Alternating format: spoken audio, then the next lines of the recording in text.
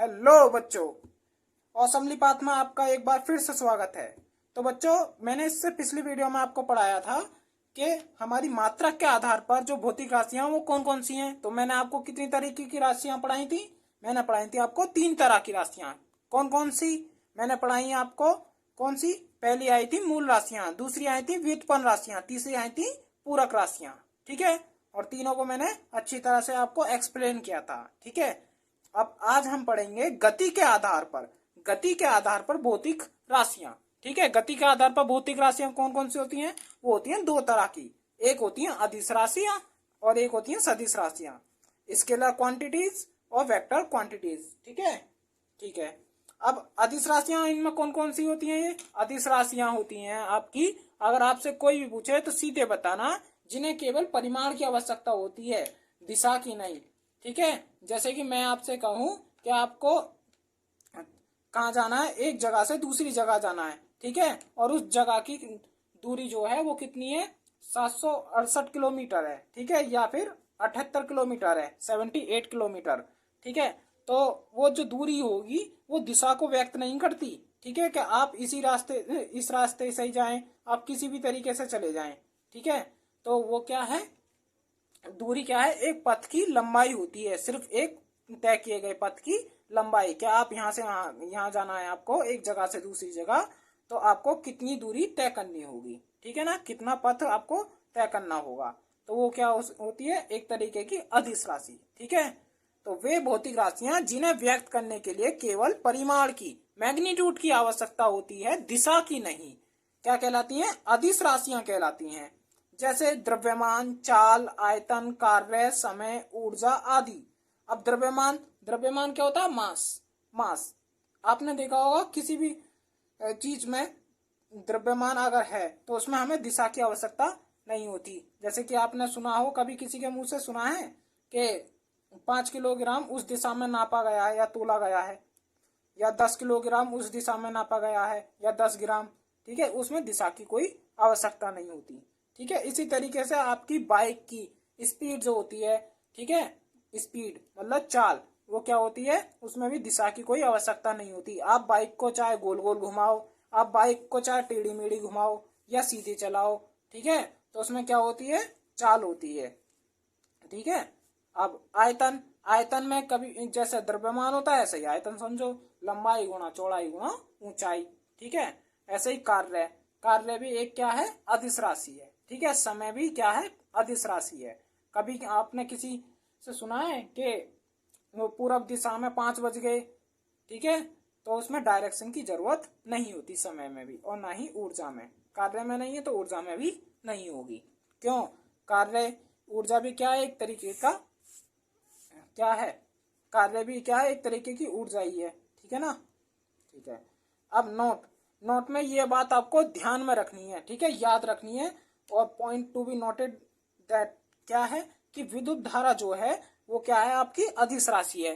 ठीक है, आपने डायग्राम्स पढ़े होंगे, ठीक है, 10वीं क्लास में आपने क्या देखा होगा? उनमें उनमें देखा होगा आपने, जो डायरेक्शन है वो करंट की शो करते हैं। ठीक है, उनमें, लेकिन डायरेक्शन शो होने की वजह से भी लेकिन हमारी क्या होती है? विद्युत धारा वो नहीं होती, सदिश राशि। ठीक है, अदिश राशि होती है। ठीक है, उसका जिक्र मैं अभी बाद में करूंगा। ठीक है, ठीक है। अब सदिश राशियां कौन सी होती हैं? सदिश राशियां होती हैं जिनमें केवल परिमाण ही नहीं होता, दिशा की भी आवश्यकता होती है, जिनमें परिमाण के साथ साथ दिशा की भी जरूरत होती है, और जो योग के निश्चित नियमों द्वारा जोड़ी जाती हैं। ठीक है, मैंने अभी आपको बताया विद्युत धारा जो होती है आपकी, इलेक्ट्रिक करंट, वो कैसी राशि है? आपकी अदिश राशि है। अदिश राशि क्यों है? और वो इसका कारण यह है बिकॉज ये जो होती है हमारा त्रिभुज नियम का पालन नहीं करती। सदिशों का त्रिभुज नियम होता है उसका पालन नहीं करती है। ठीक है ना, मतलब कि सदिशों के जो योग के नियम है उसका पालन नहीं करती, इसलिए क्या है? अदिश राशि है। ठीक है, अब सदिश राशियां कौन कौन सी हैं? सदिश राशियां हैं आपकी भार, भार होता है वेट, वेट ये वो वाला वेट नहीं है जो आप आम जिंदगी में देखते हैं, ये वेट एक तरीके का बल होता है फिजिक्स में जिसे पढ़ते हैं। ठीक है, W बराबर mg, जो हर वस्तु पर नीचे की तरफ लगता है। ठीक है, हाँ। अब इसमें क्या है? भार, विस्थापन, विस्थापन क्या होता है? दो बिंदुओं के बीच की न्यूनतम दूरी, दो बिंदुओं के बीच की मिनिमम डिस्टेंस को क्या बुलाते हैं? विस्थापन। फिर वेग है, फिर बल है, त्वरण है, विद्युत क्षेत्र की तीव्रता आती है, चुंबकीय क्षेत्र की तीव्रता आती है। ठीक है, यहां तक क्लियर है? तो बच्चों कुछ इंपॉर्टेंट की पॉइंट है, कुछ महत्वपूर्ण बिंदु। ठीक है, अब आपसे कोई पूछने लगे दूरी, ठीक है, मैंने अभी आपको बता दिया। वैसे तो दूरी क्या होती है? एक बिंदु से दूसरे बिंदु या एक स्थान से दूसरे स्थान तक तय किए गए पथ की लंबाई को ही क्या कहते हैं आप? दूरी कहते हैं। ठीक है, लेंथ ऑफ पाथ होती है क्या? दूरी। ठीक है, यह एक ऐसी राशि है, एक अदिश राशि है, मैंने आपको बता दिया। ठीक है, और दूरी हमेशा पॉजिटिव ली जाती है। ठीक है, जैसे कि एक वृत्ताकार पथ लूं मैं। ठीक है, पथ में दूरी क्या होती है? एक बिंदु से दूसरे बिंदु तक की परिधि की लंबाई होती है, परिधि की लंबाई। ठीक है, अब मुझे ए पॉइंट से बी पॉइंट जाना है। ठीक है, तो दूरी क्या होगी? दूरी मैं कैसे ही कर सकता हूँ, यहाँ से ऐसे भी जा सकता हूँ, ऐसे भी जा सकता हूँ, ऐसे भी, कैसे भी। ठीक है, तो अगर मैं यहाँ से ऐसे गया, ठीक है, यहाँ से ऐसे गया, ठीक है, तो ये क्या हो गए हमारा? अर्धवृत्त की मैंने क्या तय कर ली? परिधि तय कर ली। ठीक है ना, परिधि क्या होती है? सरकमफेरेंस। क्या? सरकमफेरेंस। ठीक है, और होती क्या है वो? एक बिंदु से दूसरे बिंदु तक की लंबाई को क्या कहते हैं हम? सरकमफेरेंस कहते हैं। ठीक है, क्या कहते हैं? परिधि। अच्छा, अब ये क्या होता है हमारा? दूरी कैसी होती है हमारी? पॉजिटिव ली जाती है। अब मुझे यहाँ से मान लो, और समझने के लिए, अगर मुझे ए पॉइंट से बी पॉइंट जाना है, ठीक है, तो मैं कैसे जाऊं? सांप की चाल से जाऊं, टेढ़ा मेढ़ा किसी भी तरीके से जाऊं। ठीक है, तो कैसा भी पथ में यूज करूं, या कितना भी लंबा, कितना भी किसी भी तरीके से टेढ़ा मेढ़ा पथ यूज करूंगा, तो वो क्या है? मेरी दूरी तय कर लूंगा मैं। जितना भी पथ तय करूंगा उसकी अगर मैं लंबाई नाप दूं, उसकी अगर मैं लेंथ नाप दूं, तो कितना होगा? वो दूरी निकल के आएगा, मेरा डिस्टेंस। ठीक है, अब आया हमारा डिस्प्लेसमेंट। क्या? विस्थापन। विस्थापन क्या होता है? मैंने अभी आपको बताया क्या होता है। एक निश्चित दिशा में दो बिंदुओं के बीच की न्यूनतम दूरी को विस्थापन कहते हैं। क्या कहते हैं? विस्थापन कहते हैं दो बिंदुओं के बीच की दूरी को। ठीक है ना, तो minimum distance between two points. ठीक है, और किसमें? एक निश्चित दिशा में। ठीक है, एक निश्चित डायरेक्शन में। ठीक है, क्या होता है आपका? विस्थापन। एक निश्चित दिशा में दो बिंदुओं के बीच की न्यूनतम दूरी को क्या कहते हैं? विस्थापन कहते हैं। याद रखना, यह एक कैसी राशि है? सदिश राशि है। सदिश राशि है। सदिश राशि क्यों है? क्योंकि एक निश्चित दिशा चाहिए हमें। दिशा की आवश्यकता पड़ी नहीं पड़ी? दिशा की अगर जरूरत पड़े तो क्या आती है? राशि, सदिश राशि आती है। और परिमाण तो दोनों में होता है, दूरी को भी नाप लो मीटर में और विस्थापन को भी मीटर में ही नापते हैं। इसका ऐसा ही मात्रक क्या है? मीटर है। और दूरी का मात्रक क्या है? वो भी मीटर ही है। ठीक है, और इसे किससे डिनोट करते हैं? डी से डिनोट करते हैं। किससे? D for displacement. ठीक है, अब मान लीजिए वही वाला डायग्राम लेते हैं। अगर मुझे ए से बी जाना है तो उस तक की मिनिमम दूरी कितनी होगी? मैं आपसे पूछने लगूं, मिनिमम डिस्टेंस। ठीक है, तो कितनी होगी? न्यूनतम दूरी होगी कि यहाँ से सीधे सीधे चले जाओ जी, घूम फिर के मत जाना कहीं भी। ठीक है, सीधे सीधे चले जाओ, तो सीधे सीधे गए तो यही आपका क्या है? डिस्प्लेसमेंट। क्या है? आपका विस्थापन। अब विस्थापन क्या होगा इस स्थिति में? विस्थापन होगा वृत्त का व्यास। और वृत्त का व्यास कितना होता है? सर्कल का जो डायमीटर होता है वो कितना होता है? 2r। ठीक है, आपकी जो रेडियस होती है वृत्त की, उसका 2 गुना, ठीक है ना, उसका डबल होता है। तो d इजिकल टू कितना आ जाएगा? 2r ही आ जाएगा। ठीक है, अब आपसे कोई पूछने लगे कि भैया चाल क्या होती है? चाल होती है आपकी दूरी बट्टे समय। दूरी बट्टे समय। ठीक है, दूरी को किस में नापते हैं? मीटर में। मैंने बताया दूरी का मात्रक मीटर, समय का मात्रक सेकंड। ठीक है, कोई सी भी पद्धति हो, समय को तो सेकंड में ही नापते हैं, और एमकेएस पद्धति में यूज करते हैं ज्यादातर हम चीजों को। ठीक है, तो एमकेएस पद्धति में दूरी को किस में नापते हैं? मीटर में। मैंने आपको पिछली वीडियो में ये बताया था। ठीक है, अब चाल क्या है आपकी? अदिश राशि है। मैंने आपको बताया कि मोटरसाइकिल की जो स्पीड होती है आपकी या बाइक की, ठीक है, वो कैसी होती है? स्पीड बताता है, वो जो मीटर बताता है आपका, ठीक है, वो क्या बताता है? स्पीड बताता है, स्पीडोमीटर। ठीक है, तो वो आपका वेग नहीं बताता, क्या बताता है? चाल बताता है। क्योंकि आप तो मोटरसाइकिल को किसी भी तरीके से घुमा के लेके जाओगे, ठीक है, टेढ़ी मेढ़ी गति भी कराओगे आप उसको। ठीक है, तो ये कैसी राशि है? अदिश राशि है।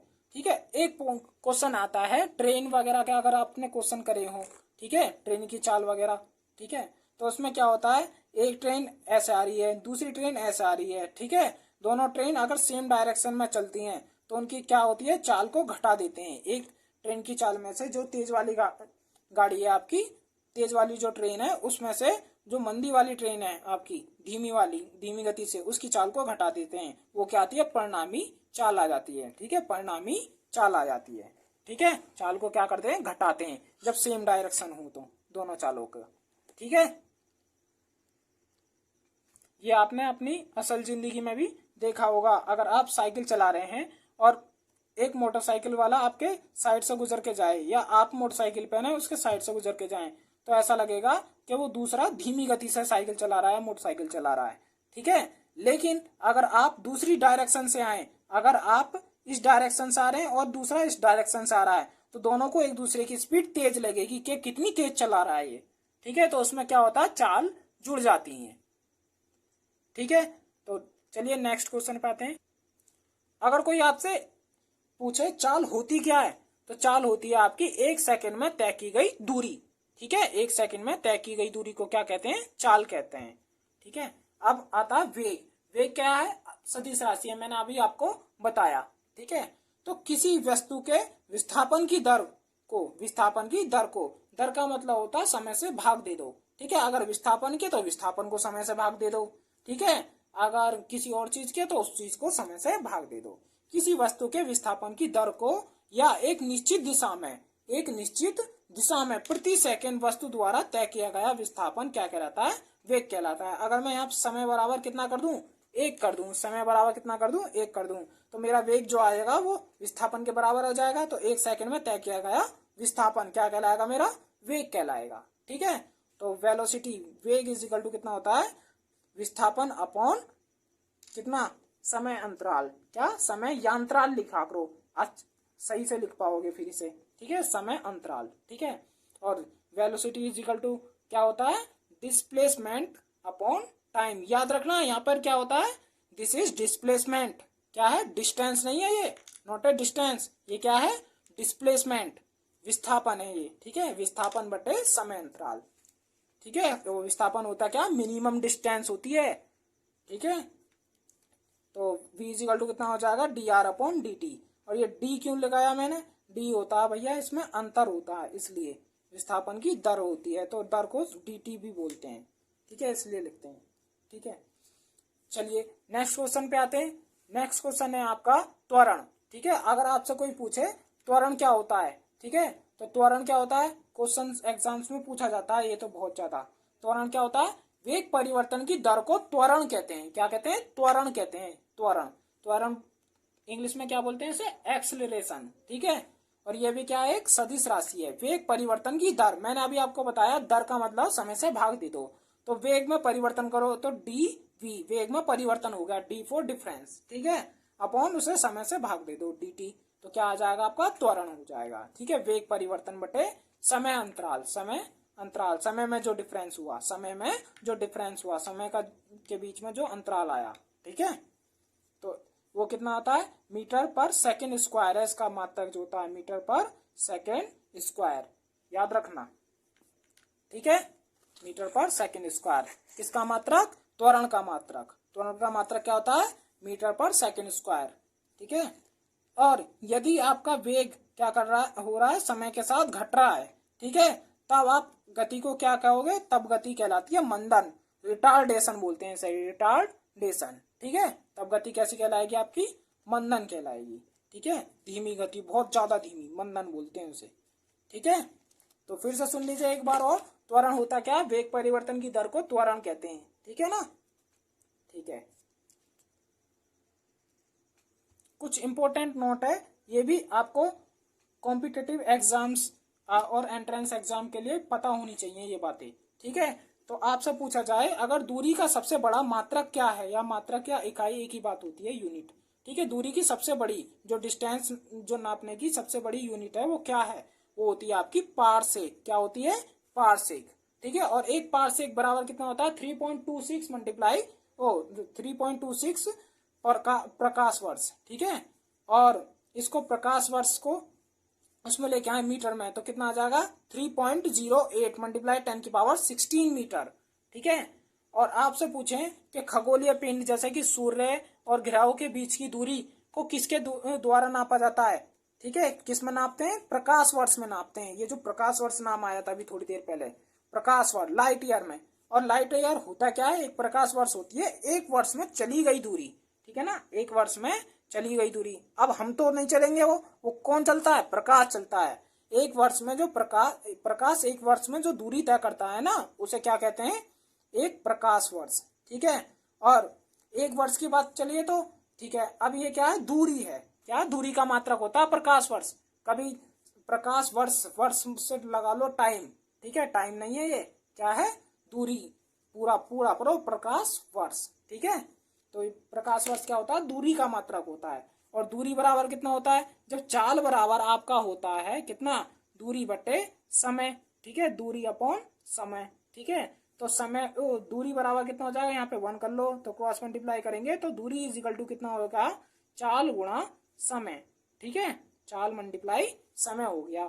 ठीक है, अब दूरी आपको निकालनी है। प्रकाश वर्ष क्या है? दूरी है। ठीक है, दूरी तो चाल, प्रकाश का वेग, प्रकाश की जो चाल होगी निर्वात में वो कितनी होगी, और समय गुणा समय, एक साल में जो समय तय करेगा प्रकाश वो। ठीक है, तो मैं आपसे पूछने लगूं निर्वात में प्रकाश की चाल कितनी होती है? तो लाइट की स्पीड होती है आपकी 3 मल्टीप्लाई 10⁸ मीटर पर सेकेंड। ठीक है, कितनी होती है? 3 लाख किलोमीटर प्रति सेकंड भी कहते हैं इसे। ठीक है, और समय, समय कितना है आपका? एक वर्ष। ठीक है, चाल तो मैंने ऐसी रख दी। और एक वर्ष में मैं आपसे पूछूं, समय को हमेशा किसमें? फिजिक्स में सेकंड में यूज करते हैं। किस में यूज करते हैं? सेकंड में। अगर कोई चीज सेकंड में नहीं है तो आपको बनानी ही पड़ेगी, ये नियम है। ठीक है, तो कितना होता है एक वर्ष में? 365 दिन। और 365 दिन होते हैं। ठीक है, 365 दिन। ठीक है, 365 दिन गुणा 24 दिन होते कितने हैं? 24 दिन। एक दिन में 365 दिन। और एक दिन में कितने घंटे? 24 घंटे। ठीक है, 24 घंटे। और एक घंटे में कितनी मिनट? 60 मिनट। ठीक है, और एक मिनट में कितनी सेकंड? 60 सेकंड। सबकी मल्टीप्लाई करोगे आंसर आएगा आपका 9.46 मल्टीप्लाई 10⁻15 मीटर। ठीक है, अब इसको हम किसके एग्जैक्ट कर सकते हैं? इसे हम अप्रोक्स मान सकते हैं कितना? 10⁻16 मीटर। क्यों? ये 9.46 है, यहाँ पे 6 है, तो यहाँ पर कितना आ जाएगा? 5। ठीक है, 5 हो जाएगा, तो 9.5 को लगभग हम मान सकते हैं 10 ही, और 10 की पावर एक और बढ़ जाएगी, 10⁻16 हो जाएगी, 16 मीटर। अब बल के मात्रक होते हैं। बल के कौन कौन से मात्रक होते हैं जी? बल के तो अनेक मात्रक हैं, बहुत सारे हैं। ठीक है, लेकिन मेन जो होते हैं वो आपको 2 याद रखने हैं। ठीक है, एमकेएस में कौन सा मात्रक होता है? न्यूटन। ठीक है, न्यूटन। एमकेएस पद्धति में क्या होता है आपका? न्यूटन। और इसे एसआई मात्रक बोलते हैं। इसे क्या बोलते हैं? बल का एसआई मात्रक कितना होता है? न्यूटन। ठीक है, एसआई मात्रक से मतलब है इंटरनेशनल सिस्टम ऑफ यूनिट्स में जो आपकी फोर्स की जो यूनिट होगी वो कितनी होगी? न्यूटन होगी। ठीक है, सीजीएस, अभी सीजीएस पद्धति में मतलब सेंटीमीटर, ग्राम और सेकेंड जो आपकी पद्धति है, ठीक है, उसमें कितना होता है? बल का मात्रक होता है डाइन। और आपको याद रखना है, ये एग्जाम्स में पूछा जाता है बहुत ज्यादा। ठीक है, किसमें? सीसीई पैटर्न पे आधारित, मतलब बहुविकल्पीय क्वेश्चन में बहुत आता है। 1 न्यूटन बराबर कितना होता है? 10⁵ डाइन होता है, याद रखना है ये आपको। ठीक है, अब आता है कार्य। ठीक है, कार्य के कौन कौन से मात्रक होते हैं? ठीक है, कार्य का एमकेएस में मात्रक होता है न्यूटन मीटर। कहाँ से? बल गुणा विस्थापन। ठीक है, वहां से। एसआई मात्रक क्या होता है इसका? जूल होता है, जूल। ठीक है, और सीजीएस पद्धति में क्या मात्रक होता है इसका? अर्ग। ठीक है, और 1 जूल बराबर कितना होता है? 10⁻7 अर्ग। 1 जूल बराबर कितना होता है? 10⁻7 अर्ग। ये आपको याद रखना है। ठीक है, तो चलिए मैं आपसे मिलूंगा अगली वीडियो में।